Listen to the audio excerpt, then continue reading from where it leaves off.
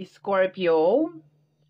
Hello, my dear. Welcome back sa ating channel. My name is RJ, your tarot card reader. At ang gagawin natin ngayon, my dear, is ang iyong second half of October.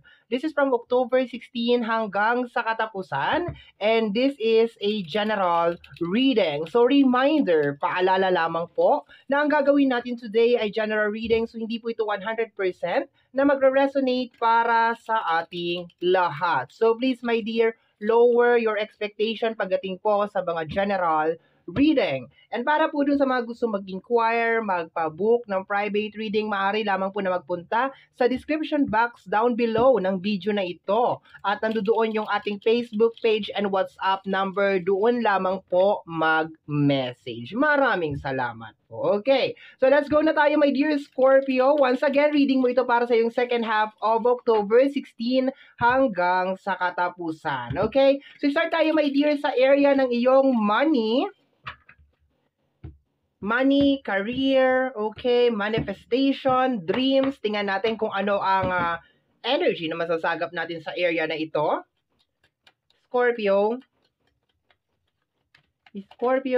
we have here the energy of the Three of Cups. Wow! My dear, full card yun nasa ilalim, okay? So, this is a very, very nice, my dear, na card para sa yung area ng career. Meron mga panibagong door, okay? Mga new opportunities, mga fresh na energy, mga plano, manifestation, dreams, lahat nandito, my dear, sa card na to, okay? Ang ganda ng energy, my dear, kasi very uplifting talaga siya, okay? So, there's a tendency, my dear, na pag sampa, my dear, ng second half of October, maramdaman mo talaga, my dear, na ay, gusto ko maging successful. Gusto ko nang gawin to. Ganon. Meron din mga teamwork, meron din mga lalapit sa'yo para makipag-collaborate, or meron mga mag-o-offer sa'yo ng mga job, anything na pagkakaperahan. Ang ganda nitong energy na to, my dear. Okay, very, very nice. So, expected mo yan, my dear. Ang pinakamaganda dito, my dear, is yung uplifting, okay? Yung uplift na energy ng second half of October sa area ng iyong career, okay? So, minsan, gigising tayo, may ganun minsan magigising tayo na parang, wala tayong kagana-gana, parang ayaw natin kumilos, ayaw natin magtrabaho, pero maski ganun yung energy natin, that is normal, okay? Mararamdaman mo, my dear, sa second half of October na yung 16 hanggang sa katapusan is lagi ka talaga niyang ina-uplift. Lagi may mga good news, lagi may mga magagandang energy, okay? Parang lagi kang binibigyan ng energy para meron kang something na ilulook forward, na pumasok ka sa trabaho, na magsumikap ka. Very supportive, my dear, ang second half of October, my dear, sa area ng iyong career. And ginaguaranteed, my dear, ng second half of October na may mga success ka, my dear, ngayong second half of October. Meron ka mga dapat ipag-celebrate, my dear, sa area ng iyong career, okay?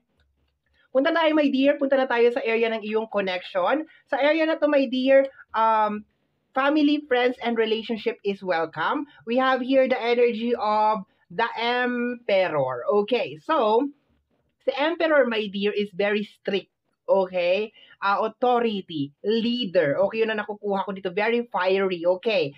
So, ang nakukuha ko dito, my dear, is more on setting boundaries. Yun na nakukuha ko talaga dito. Setting boundaries sa area ng friends, relationship, and family, okay?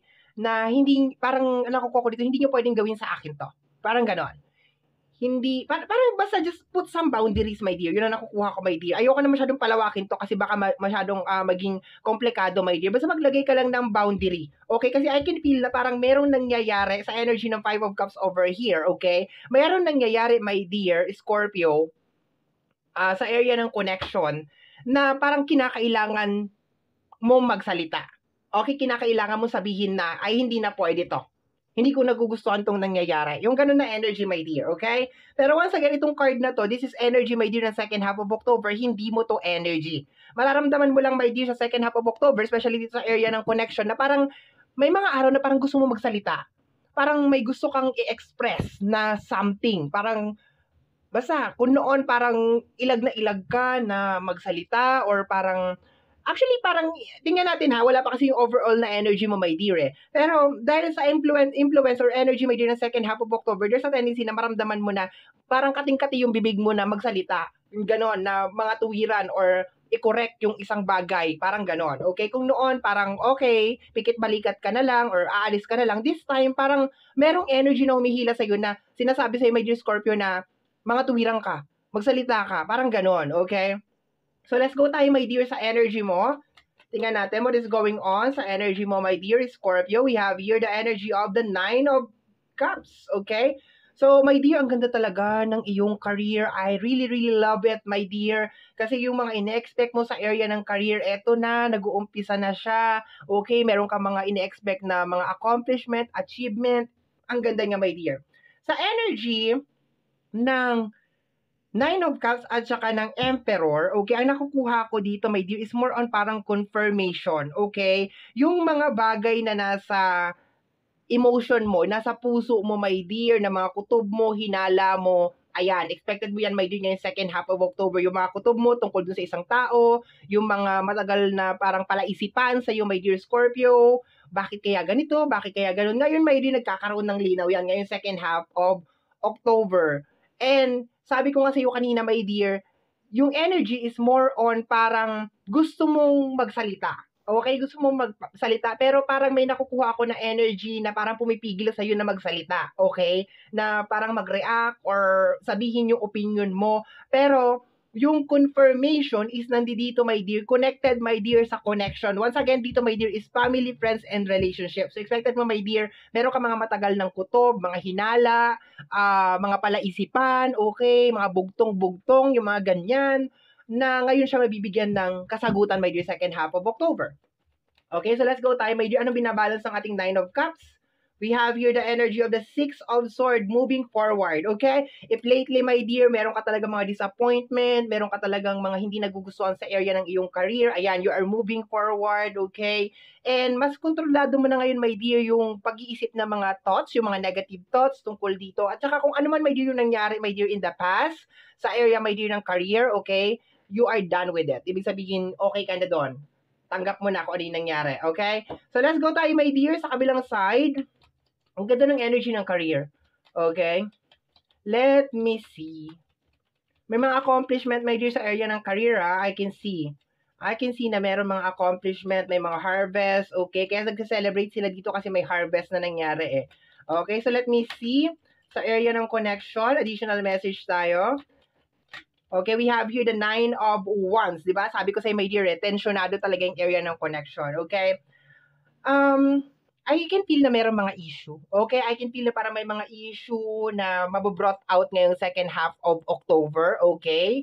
This is old na mga issue, okay? Posibleng, sabi ko nga, parang palaisipan sa'yo, my dear, eh. Parang matagal ng palaisipan sa'yo to, my dear, okay? And mako-confirm to, especially, my dear, kung meron mga nagnak, sino yung nagnakaw, yung mga ganon, sino yung kumuha, yung mga ganon, my dear, na mga bagay, sino yung kumuha, sa nagpunta, yung mga ganon, my dear, mga questions sa'yo, my dear, kasi parang matagal ka nang nagtatanong eh, sino kaya yung nangialam ng pera ko dito? Sino kaya yung kumuha ng alaas ko dito? Yung mga ganon, my dear, no? Yun ay mga basic na question lamang or basic na energy. Pero meron pang mga malalalim dito, my dear. Kung ano man yan mga katanungan mo, my dear, mga kuro-kuro at mga kung ano-ano man yan, whatever is going on the solar system, okay? This is the time, my dear, na masasagot, makikita mo yan, masasagot yung bagay na yan, okay? So let's go tayo, my dear, sa area ng iyong kapuso-pusuan. Let's see anong tinitibok ng iyong heart. We have with the Seven of Cups connected sa energy ng iyong mga manifestation, okay? Talagang ang nangyayari dito, my dear, is moving forward ka dun sa iyong mga manifestation. And kung makikita mo, this is the Seven of Cups, okay? Clouds, okay? May kinalaman sa mga hidden, okay? Mostly yun na nakikita ko dito. Basta sa area ng connection, my dear, anything na nakatago, okay? Or parang pakiramdam mo na tinatago sa iyo is marireveal ngayong second half of October. Sa area ng career, this is more on moving forward, my dear, and getting, kunin kung ano man yung mga bagay na matagal mo nang gustong mangyari, okay? And ang kagandahan dito, my dear, is meron mga mabibilisan na resulta, okay? Para ka nagpahid ng cream, okay? Ng skin care, okay? Tapos after ilang araw lang, ay kumikinis, ay pumuputi, ganun yung energy ng career, okay? So tingnan natin, additional cards tayo, my dear Scorpio. Is Scorpio, let me see what is going on. Tingnan natin. Career to. The Six of Pentacles. Ayan, oh.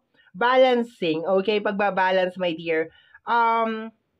Yung mga problema na may kinalaman sa usapin ng pinansyal, yung mga kinakailangan mong bayaran, yung mga kinakailangan mong isettle, yung mga kinakailangan mong ayusin, ayan, dahan-dahan mo siya nasisettled. Yung mga kulang sa bahay, kung ano may mga kulang, yung mga nakaraang buwan mo pa sabing bibilihin mo, hanggang ngayon di mo pa rin nabibili, ayan, mabibili mo na siya. Okay? So, medyo umaayos talaga, my dear, yung energy, my dear, ng iyong money. Okay?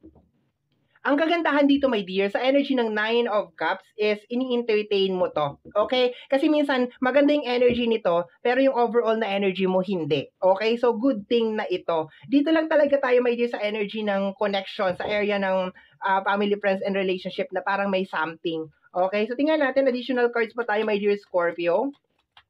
Let me see. 'Di ba? I told you, the Three of Swords. Okay? May something dito. Meron talaga magkakabukuhan ngayong second half of October. Meron talagang mga revelation talaga, my dear. Yun na nakukuha ako dito. And although hinihila ka ng second half of October na magsalita, pero may something Parang may pumipigil talaga sa'yo na magsalita. Okay? So, tingnan natin. Last 3 cards na lang tayo, my dear Scorpio. Once again, dito, my dear, family, friends, and relationship. Hindi ko lang siya kino-close, my dear, sa relationship kasi hindi naman lahat kayo ay in a relationship. Okay? So, tingnan natin, my dear. Last 3 cards, my dear. Last 3 cards, okay? Last 3 cards. Let me see what is going on. Outcome ng career, we have here the Ace of Pentacles. Ang ganda talaga, darling, ng iyong kaperahan. Okay, very, very nice. Claim it, claim it. Comment mo sa comment section, claim it, I claim this, I claim this. Okay, ang ganda talaga, my dear. Okay, alam mo, ang pinakamaganda dito sa area ng career is yung mga mabilisan na result. Okay, yung mga magugulat ka na lang, ay, meron na ako nito, ay, tapos na, ay, na-achieve ko na, ay, yung mga ganun mabibilisan na result, okay? Mga problema na dahan-dahan na si settled. Ang ganda, oh. Outcome, my dear, ng connection. Let me see what is going to be the outcome of the connection. We have here the energy of the strength card. Yun lang. Yung iba sa inyo, my dear, mananahimik na lang. Tama nga yung nakukuha ko na energy kanina. Kahit na sinasabi ng second half of October na mag-complain ka, magsalita ka, you are the emperor, meron kang karapatan na magsalita, mag-react. I think for some of you, magiging masaya na lang kayo na nalinawan na kayo. Na finally, alam na ninyo kung sino yung kaaway ninyo, alam na ninyo kung ano talaga yung totoong nangyari, yung mga ganun, para magiging masaya ka na lang doon, my dear Scorpio. Kabait naman ng bata na ito, okay? Expected ko talaga susugurin mo Expected ko talaga yung para bang mayroong mga martial law na mangyayari. Pero sa energy ng strength card, my dear, for some of you is mananahimik ka, my dear. For some of you is parang magiging masaya ka na lang, my dear, na nagkaroon na ng closure, nagkaroon na ng clarity, okay? Siguro yung iba sa inyo sabihin, it is just a waste of time. Parang ganon. Okay, close na natin yung ating reading, my dear. Close na natin. Closing, last card. Tingnan natin kung anong closing remark.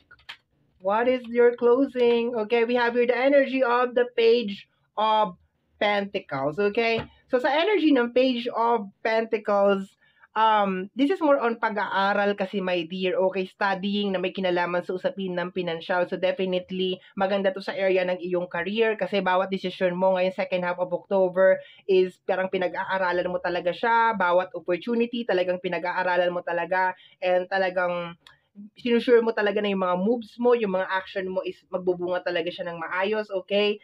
Ginagrab mo yung opportunity.